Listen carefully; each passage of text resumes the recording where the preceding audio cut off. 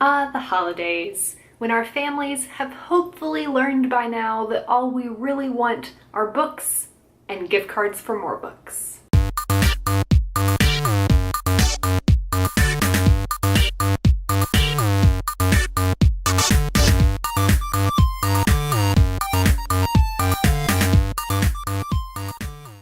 Hi nerds! Today I am here to share with you my holiday book haul because who doesn't love a book haul? I was able to get quite a few books with gift cards and money and things. First up is a book that I'd been wanting to read for a while and just hadn't gotten around to, and that is Blood for Blood by Ryan Groudon. It is the sequel to Wolf by Wolf, which is one of my favorite books and was about a Jewish shape-shifting girl who entered a motorcycle race so that she could kill Hitler in an alternate world where the Nazis won World War II.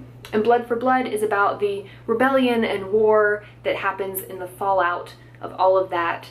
It's definitely not as easy and fun of a book as Wolf by Wolf was, obviously, because people die and it's war and there's Nazis, and Nazis are not nice, they're not good people.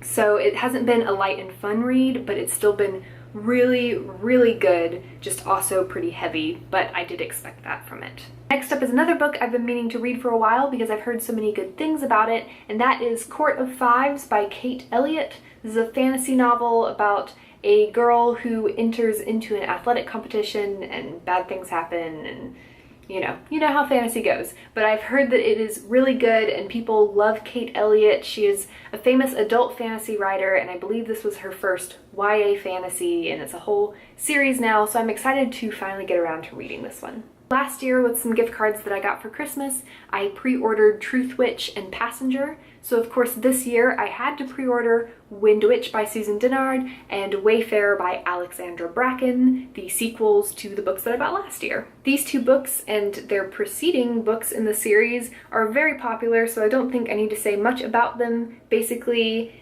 Truth Witch and Wind Witch are part of the Witchlands novels. It's a high fantasy series, and Passenger and Wayfarer are a time-traveling duology. I haven't gotten around to reading either of these yet. I'm super excited to see where the stories go. I'm sad that this is the end of the Passenger series, but I'm really excited to read it and see what happens. Last book, which I also bought purely off the power of recommendations and word of mouth, is Fallen Kingdoms by Morgan Rhodes. I figured everyone else seems to want to read this book, so I should buy it and read it too. And maybe it'll become a WordNerds book club book later this year. Not sure. Figured might as well go ahead and buy it. It is also a fantasy series. I believe it's a world where magic has kind of been forgotten, but I'm assuming some people are going to start showing signs of magic because that's what happens. And the last thing I have to show you from my holiday haul is not a book, but a bookish t-shirt that I'm very excited about. It's the one I'm wearing,